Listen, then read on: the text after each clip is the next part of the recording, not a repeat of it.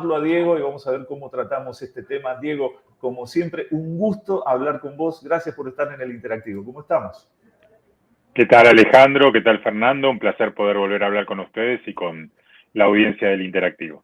Bueno, Diego, en este caso nos toca en medio de un conflicto que estamos a varios kilómetros, miles de kilómetros de distancia, pero este mundo globalizado nos tiene al tanto y vemos caras, cuerpos, ciudades.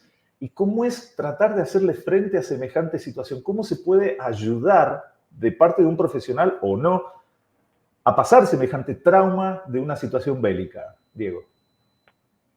Bueno, a ver, lo que primero nos pasa es que cuando vemos estas imágenes nosotros nos ponemos en el lugar de estas personas, ¿no? Y acá lo que sucede es, bueno, que esta guerra tiene una connotación distinta a otras guerras porque impacta fuertemente en la población civil, ¿no? Hay una autora que no habla de terrorismo, sino que habla de horrorismo, ¿no? Es decir, como esta cuestión del horrorismo es el ataque a población civil inerme, digamos, chicos que estaban bailando en una rave, digamos, ¿no? Familias que estaban en sus casas.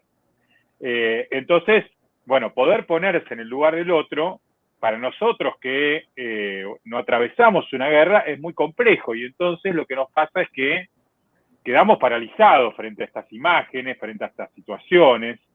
Y la parálisis lo que provoca es angustia, ¿no? Por eso una de las herramientas tiene que ser poder poner en palabra estas cuestiones que nos suceden, ¿no? Es decir, poder reflexionar, pensar, tratar de no ubicarnos en un bando o el otro, sino pensar en qué le pasa a las personas que están sufriendo esta guerra, digamos, ¿no? Es decir, esta situación tan dramática.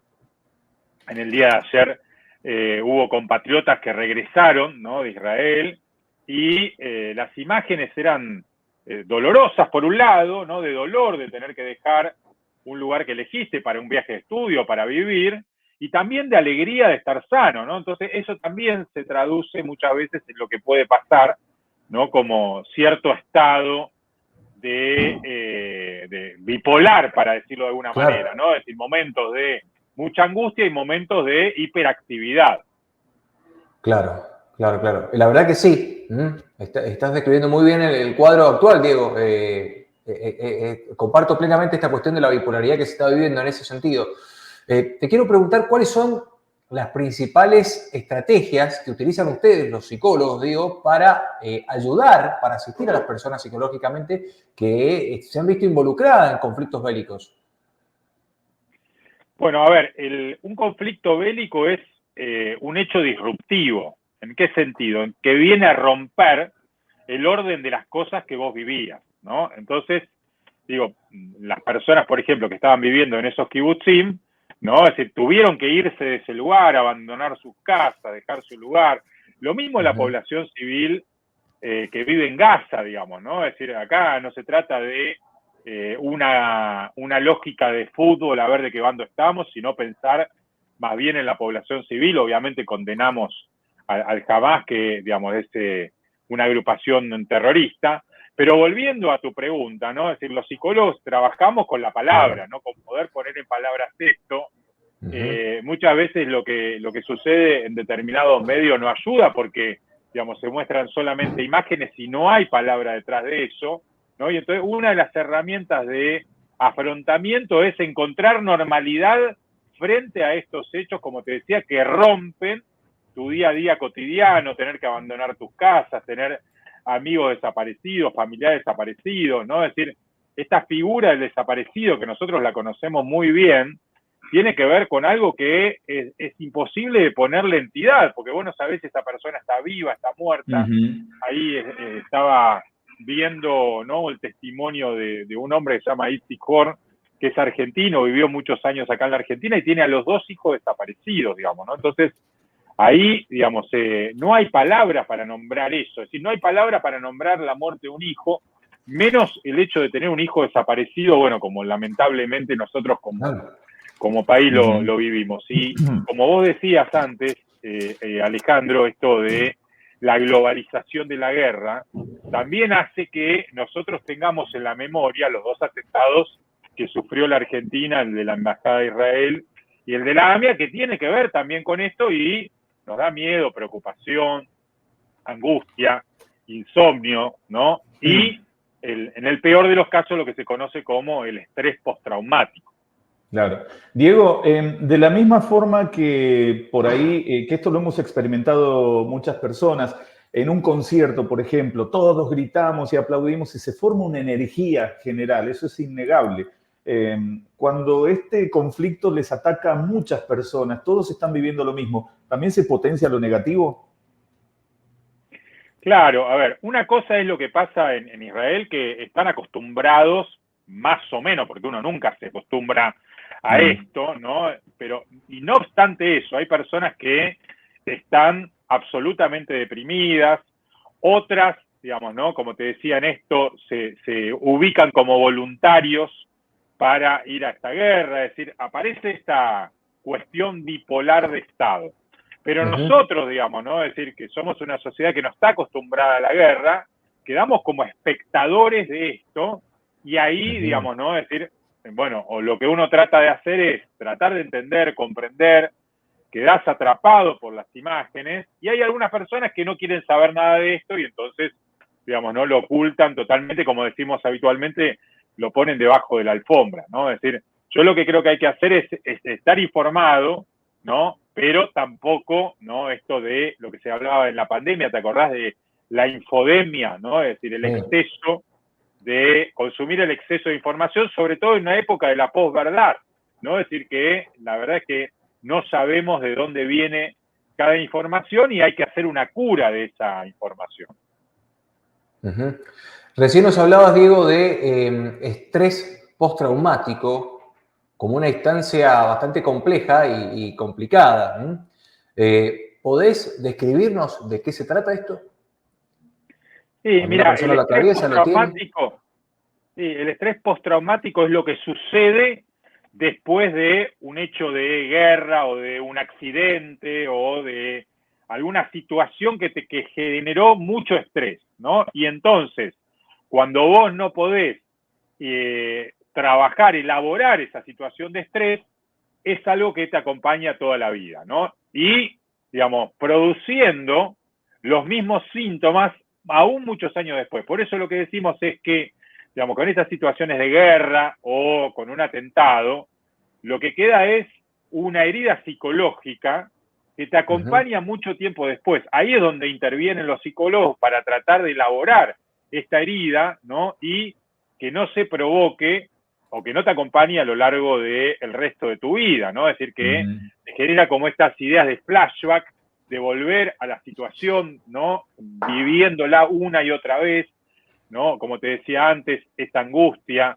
estas situaciones de no poder conectarte con el hoy porque en parte tu psiquismo quedó en el pasado. Entonces, digo, más allá de las heridas en el cuerpo que sufren estas personas, hay un daño psicológico muy fuerte de lo que tiene que ver con la guerra o lo que tiene que ver con un atentado que te acompaña lamentablemente a lo largo de la vida.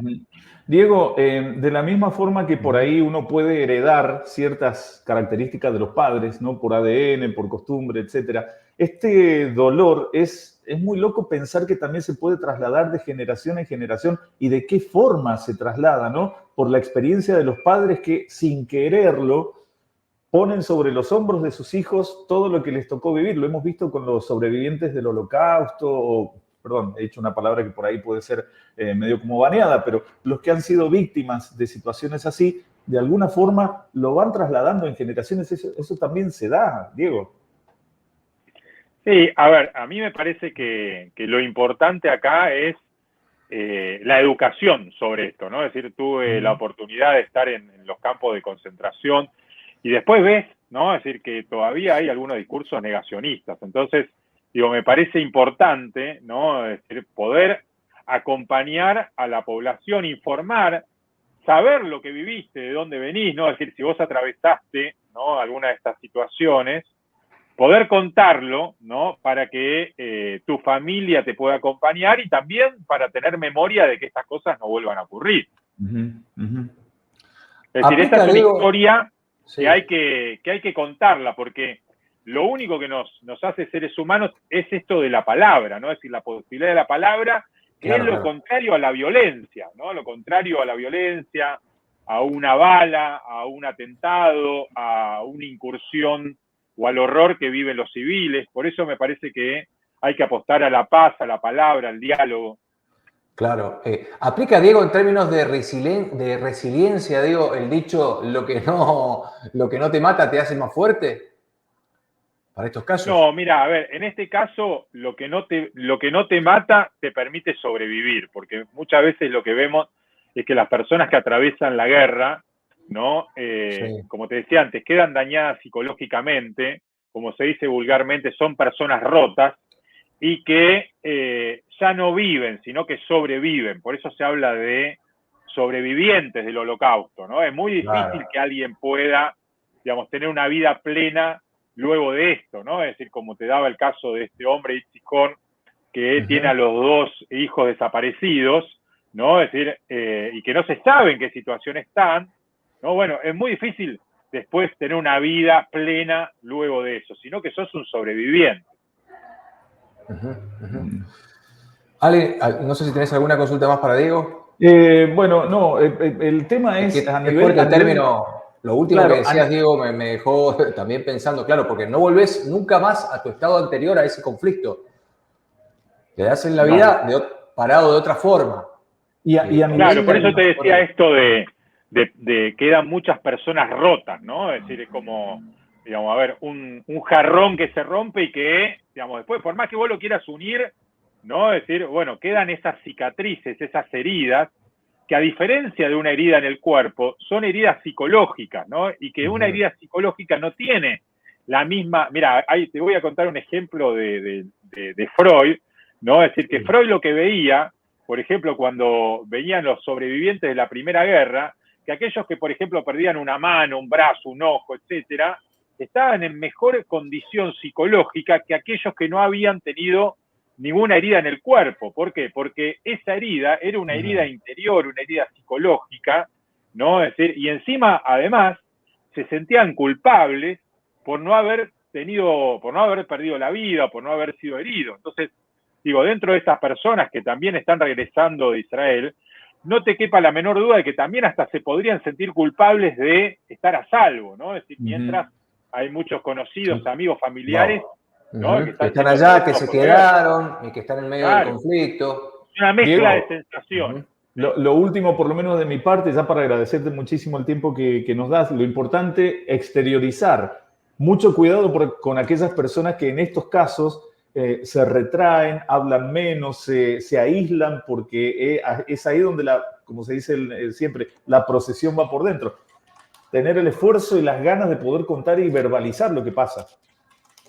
Exactamente, es decir, poder poner en palabras por un lado, después poder acompañar a estas personas que están sufriendo de alguna manera, ¿no? Es decir, por ejemplo, si vos tenés algún amigo, algún familiar que está sufriendo por esta situación, ¿no? Es decir, también poder acompañarlo, ¿no? Y el último punto, no hacer de esto, como te decía antes, un River Boca, digamos, ¿no? Una grieta, sino poder entender la situación de los civiles, ¿no? Es decir, que están atravesando un dolor, una angustia imposible de narrar para nosotros, que vivimos en la Argentina, ¿no? Y que, bueno, nos cuesta mucho entender qué es lo que está pasando del otro lado del océano.